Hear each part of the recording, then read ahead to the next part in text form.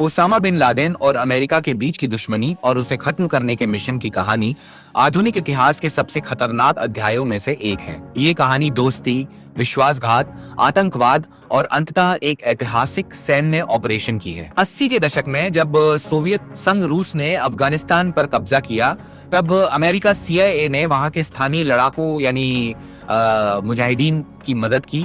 Osama bin Laden, जो एक अमीर सऊदी परिवार से था, अफगानिस्तान आया और उसने सोवियत सेना के खिलाफ लड़ने के लिए धन और रसद लॉजिस्टिक्स मुहैया कराई। उस समय अमेरिका और ओसामा दोनों का साझा दुश्मन सोवियत संघ था।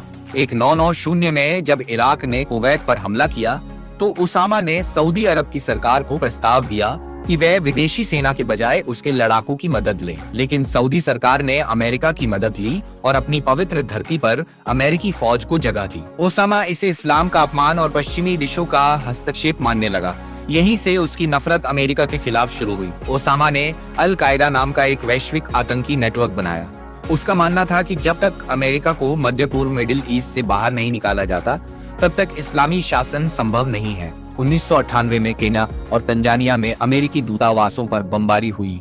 इसके बाद 2000 में यमन में अमेरिकी युद्धपोत USS कोल पर हमला हुआ। 11 सितंबर 2001 को ओसामा के नेतृत्व में 19 आतंकियों ने 4 यात्री विमानों को हाईजैक किया। 2 विमान वर्ल्ड ट्रेड सेंटर न्यूयॉर्क से टकराए, एक पेंटागन से और चौथा पेंसिल्वेनिया में क्रैश हुआ। इसमें लगभग 3000 बेगुनाह लोग मारे गए। 9/11 के बाद अमेरिका ने अफगानिस्तान पर हमला किया क्योंकि वहां की तालिबान सरकार ने ओसामा को सौंपने से इनकार कर दिया था। ओसामा अफगानिस्तान की तोरा बोरा की पहाड़ियों से बच निकला और अगले 1 दशक तक दुनिया की नजरों से ओझल रहा। CIA ने सालों तक उसके कुरियर संदेशवाहकों का पीछा किया। आखिरकार उन्हें अबू अहमद अल कुवैती नाम के एक व्यक्ति का सुराग मिला, जो पाकिस्तान के एबटाबाद में एक आलिशान बंगले कंपाउंड में रहता था। ऑपरेशन नेपच्यून स्पीयर 2011 की शुरुआत में अमेरिकी खुफिया एजेंसी को पक्का यकीन हो गया कि एबटाबाद के उस घर में लोकल रेजिडेंट के रूप में कोई बड़ा व्यक्ति छिपा है। राष्ट्रपति बराक ओबामा ने इस मिशन को अत्यंत गोपनीय रखने का आदेश दिया। इसके लिए नेवी सील टीम 6 को चुना गया। उन्होंने अफगानिस्तान में उस कंपाउंड का एक हूबहू मॉडल बनाकर हफ्तों तक प्रैक्टिस की। 2 मई 2011 की वह रात 2 गुप्त stealth black hawk helicopter Jalalabad Afghanistan से पाकिस्तान की सीमा में दाखिल हुए। ये हेलीकॉप्टर रडार की पकड़ में नहीं आते थे। एबटाबाद में उतरते समय एक हेलीकॉप्टर क्रैश हो गया, लेकिन कमांडो बाल बच गए। सील्स ने कंपाउंड की दीवारों को धमाके से उड़ाया और अंदर दाखिल हुए। भीतर भीषण गोलीबारी हुई। ओसामा के बेटे और उसके साथियों को मार गिराया गया। अंतिम क्षण तीसरी मंजिल पर ओसामा बिन लादेन मिला। सील्स ने उसे गोलियों से भून दिया। कमांडो ने कोड भेजा।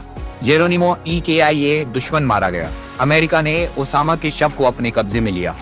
DNA टेस्ट से उसकी पहचान की पुष्टि हुई। किसी भी देश को उसका शव नहीं दिया गया और ना ही उसे जमीन पर दफनाया गया। आतंकियों के लिए उसकी कब्र एक स्मारक ना बन जाए, इसलिए इस्लामिक रीति रिवाजों के अनुसार उसे नहलाने के बाद अरब सागर अरेबियन सी के बीचों बीच विसर्जित कर दिया गया। ओसामा की मौत ने दुनिया को यह संदेश दिया कि कोई भी अपराधी कानून और न्याय से हमेशा के लिए बच नहीं सकता।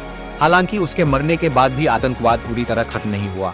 जैसे बाद में आई SIS का आना, लेकिन अल कायदा की कमर टूट गई और अमेरिका ने अपनी सुरक्षा व्यवस्था को इतना कड़ा कर लिया कि फिर कभी वैसा हमला दोबारा नहीं हुआ। अब आप कमेंट में बताएं कि उस